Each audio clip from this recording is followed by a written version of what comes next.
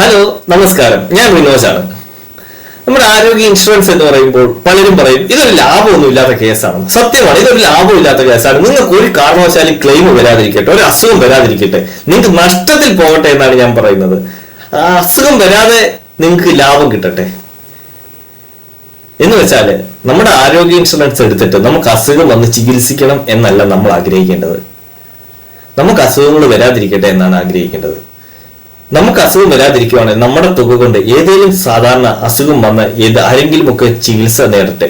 നമ്മളൊരു സർവീസ് ആയിട്ട് കാണണം ഇതിനെ. പിന്നെ പ്രധാനമായിട്ടുള്ള ഒരു കാര്യം, ഈ എഴുതിയേക്കുന്നത് വായിച്ചു നോക്കുക. നമ്മളിൽ പലരും നാളെ ഇൻഷുറൻസ് എടുക്കാം എന്ന് വെച്ചിരുന്നവരാണ് ഇന്ന് കടക്കണിയിലായിട്ടുള്ളവര്. ആരോഗ്യ ഇൻഷുറൻസ് എടുക്കേണ്ടത് നമ്മൾ ഇന്നാണ്, നാളെയല്ല. ഒരു ആരോഗ്യ ഇൻഷുറൻസ് എടുക്കുകയാണെങ്കിൽ, ഒരു ആശുപത്രി ആവശ്യം വരികയാണെങ്കിൽ നമുക്ക് അവിടെ നല്ല രീതിയിൽ ഉപയോഗിക്കാൻ പറ്റും. നിങ്ങളിപ്പോൾ എന്താണ് ചെയ്യുന്നത്? ശരിക്കും ആരോഗ്യ പരമായിട്ട് എന്തെങ്കിലും ചികിത്സയ്ക്കൊക്കെ പോകുന്ന സമയത്ത് നിങ്ങൾക്ക് താങ്ങാൻ പറ്റുന്നതിനപ്പുറം തുകയായി കഴിഞ്ഞാൽ നിങ്ങൾ ഉടനെ നിങ്ങളുടെ കുടുംബക്കാരെ അല്ലെങ്കിൽ നിങ്ങളുടെ സുഹൃത്തുക്കളെയും വിളിക്കുന്നു, അവർ ഫണ്ട് അറേഞ്ച് ചെയ്യുന്നു, നിങ്ങൾ ഉപയോഗിക്കുന്നു. എത്ര തവണ നിങ്ങൾക്ക് വേണ്ടി അവർ ഫണ്ട് അറേഞ്ച് ചെയ്തു തരും? ഒന്നോ രണ്ടോ തവണ തന്നു കഴിയും. പിന്നെ ആ നിങ്ങൾക്ക് തരുന്നവരുടെ എണ്ണത്തിൽ കുറഞ്ഞു വന്നുകൊണ്ടേയിരിക്കും. നിങ്ങളുടെ സമ്പാദ്യങ്ങൾ ഇതിനു മുമ്പേ തീർന്നു പോയിട്ടുണ്ടാവും. നിങ്ങൾ ഒത്തിരി കാലമായിട്ട് സമ്പാദിച്ചു കൂട്ടി സമ്പാദ്യമാണ് ഒറ്റയടിക്ക് ഹോസ്പിറ്റലിൽ തീർന്നു പോകുന്നത്. നമ്മുടെ ഇന്നത്തെ കാലത്ത് നമ്മുടെ ഹോസ്പിറ്റലിലെ ബില്ലുകളൊന്ന് നമുക്ക് താരതമ്യം ചെയ്ത് നോക്കുകയാണെങ്കിൽ തലച്ചോർ സംബന്ധമായിട്ടുള്ള ഒട്ടനവധി അസുഖങ്ങളാണ് ഇപ്പോൾ നമുക്ക് കാണാൻ സാധിക്കുന്നത്.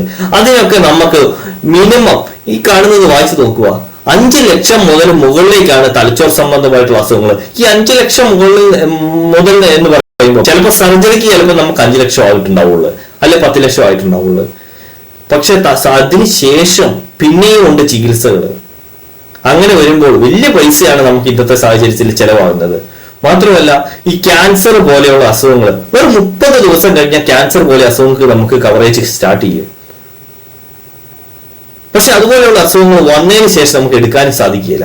നമ്മൾ അതുപോലെയുള്ള അസുഖങ്ങളുടെ ചികിത്സാ ചെലവ് നോക്കുകയാണെങ്കിൽ നമുക്കൊന്നും സാധാരണക്കാർക്കൊന്നും നല്ലൊരു ചികിത്സ കൊടുക്കാൻ പറ്റും. ഇപ്പൊ റോബോട്ടിക് സർജറി അടക്കം നമുക്ക് നിലവിലാണ്.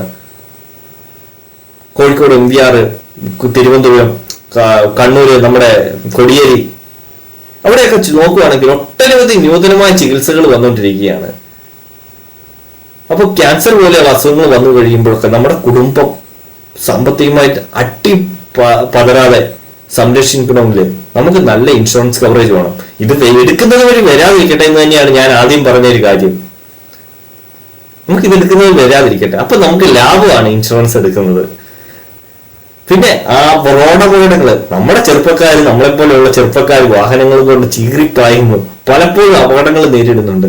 ഓരോ അപകടങ്ങൾ വരുമ്പോൾ ഒരു കൈ പൊട്ടിയാൽ പോലും ചികിത്സയ്ക്ക് എത്ര ലക്ഷമാണ് ചെലവാകുന്നതെന്നറിയാമോ? ഇപ്പോഴത്തെ സാഹചര്യത്തിൽ ഹോസ്പിറ്റലിൽ നിങ്ങൾ സാമ്പത്തികമായി പിന്നോട്ട് നിൽക്കുന്നു എന്നും പറഞ്ഞ് ഒരിളവും കിട്ടാൻ പോകുന്നില്ല.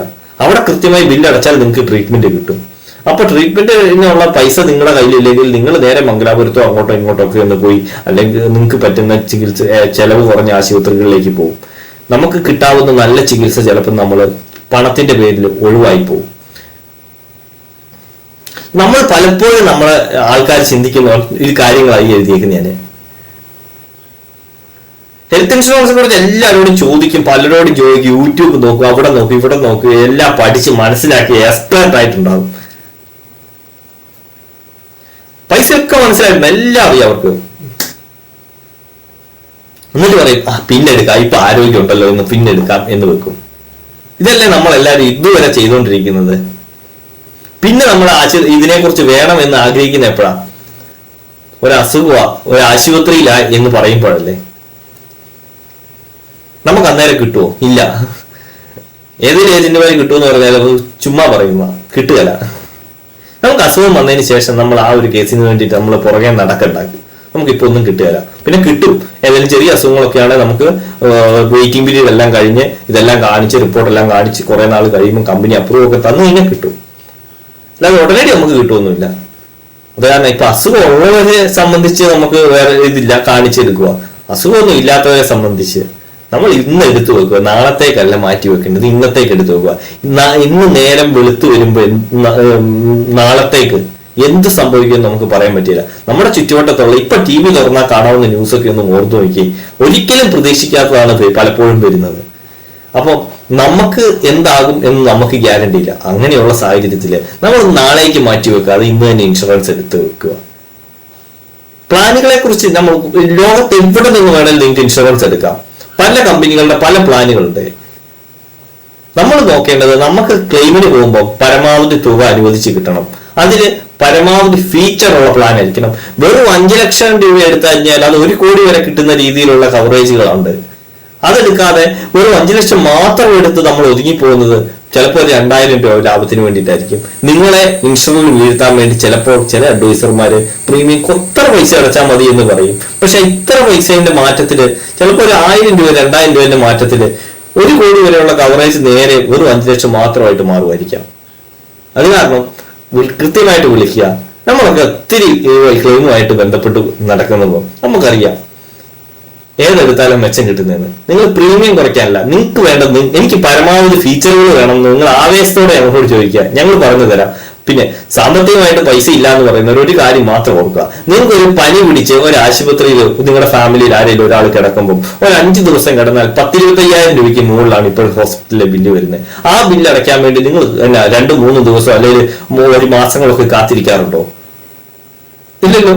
നിങ്ങൾ അവിടെ നിന്നൊക്കെ മറിച്ചിട്ടാണല്ലോ ആ പൈസ അടച്ച് ഹോസ്പിറ്റലിൽ നിന്ന് ഡിസ്ചാർജ് വാങ്ങി വീട്ടിൽ വരികയല്ലേ. ആ പൈസ പോലും വേണ്ട നമുക്കൊരു ഇൻഷുറൻസ് എടുക്കാൻ. ഒരു ചായയും കടിയും കഴിക്കുന്ന പൈസ മതി നമുക്കൊരു ഇൻഷുറൻസ് എടുക്കാൻ. ഡെയിലി നമ്മൾ കുടിക്കുന്നില്ല ചായയും കടിയും, ആ ഒരു പൈസ മതി, നമുക്ക് നല്ലൊരു കവറേജ് കിട്ടും. അപ്പൊ നമ്മള് മാറ്റി വെക്കേണ്ടത് നമ്മുടെ മനസ്സാണ് മാറ്റി വെക്കേണ്ടത്. ആദ്യമേ ഇൻഷുറൻസ് നാളെ എടുക്കാന്നുള്ള ആ മൈൻഡ് മാറ്റിയിട്ട് ഇന്ന് തന്നെ എടുക്കുക. പ്ലാനുകൾ നമുക്ക് ഏത് വേണേലും എടുക്കാം. പക്ഷെ ക്ലെയിം കിട്ടുന്നതാണേല് ഞാൻ പറഞ്ഞു തരാം ഏതാണ് നല്ല രീതിയിൽ ക്ലെയിം കിട്ടുന്നത്. ഞാനെന്നല്ല, ഒത്തിരി അഡ്വൈസർമാരുണ്ട് നല്ല രീതിയിൽ പ്രവർത്തിക്കുന്നത്. ഇതിൽ ചിലരൊക്കെ വേറൊരു രീതിയിൽ ബിസിനസ് മാത്രമായി കാണുന്നു, ചിലർ സർവീസും കൂടെ ആയിട്ട് കാണുന്നു. അപ്പം ആ ഒരു രീതിയിൽ നമ്മൾ എടുക്കുക. നമുക്ക് എവിടെ നിന്ന് വേണേൽ, ലോകത്തിന്റെ എവിടെ ഇരുന്ന് വേണേൽ നിങ്ങൾക്ക് അവിടെ ഇരുന്നുകൊണ്ട് എടുക്കാൻ പറ്റും. നിങ്ങൾ വിദേശത്തുള്ളവരാണോ, നിങ്ങൾക്ക് ഒരു അസുഖം വന്നു കഴിഞ്ഞാൽ നിങ്ങൾ ഉറപ്പായും നിങ്ങൾ നാട്ടിലെ ചികിത്സയാണ് എടുക്കുക. നാട്ടിലേക്ക് വരും. നിങ്ങളുടെ പാരന്റ് ഒക്കെയാണോ നാട്ടിലുള്ളത്, നിങ്ങൾ വിദേശത്താണോ, ഈ പാരന്റിന് ചികിത്സയ്ക്ക് വേണ്ടി നമ്മൾ പൈസ എന്താണേലും മുടക്കണം. അപ്പോൾ ഒരു ഇൻഷുറൻസ് അവർക്ക് വേണ്ടി എടുത്തു വെക്കുക. അതുവഴി അവർക്കൊരു ആവശ്യം വരുന്ന സമയങ്ങളിൽ ഏറ്റവും നല്ല ആശുപത്രിയിൽ പോയി അവർക്ക് സന്തോഷത്തോടെ നല്ല ചികിത്സ എടുക്കാൻ പറ്റും. നിങ്ങളുടെ മക്കളും കുട്ടികളുമാണ് നാട്ടിലുള്ളത്, നിങ്ങൾ വിദേശത്താണ്, നിങ്ങൾ ഇവിടെയുള്ള മക്കളും കുട്ടികൾക്കും നിങ്ങൾക്കും കൂടെ എടുത്തു വെക്കുക. നിങ്ങളെ ഒഴിവാക്കരുത്, നിങ്ങൾക്കും എടുത്തു വെക്കുക. നമ്മൾ മികച്ച ചികിത്സ നമുക്ക് എന്നും ഒരു ഉറപ്പുണ്ടാവണം. അതിനുവേണ്ടി വിളിക്കുക, ഞാൻ പറഞ്ഞു തരാം. സീരിയസ് ആയിട്ടുള്ളവർ വിളിക്കുക. നമുക്ക് പറഞ്ഞു തരുന്നതിലല്ല, നമുക്ക് ഇതൊക്കെ ചുമ്മാ ഒരു തമാശയായിട്ട് എടുക്കാതെ ഇതൊരു സീരിയസ് ആയിട്ടുള്ള കേസാണ്. ജീവിതത്തിന്റെ ഒരു നിർണായക നിമിഷത്തിൽ ഉപയോഗിക്കേണ്ട ഒരു ആവശ്യമാണിത്. അത് കാരണം ആ ഒരു സീരിയസിൽ നമ്മളെ വിളിക്കുക, നമ്മൾ ഉറപ്പായി പറഞ്ഞു തരും, നിങ്ങളോട് കൂടെ ഉണ്ടാവും. Okay, thank you.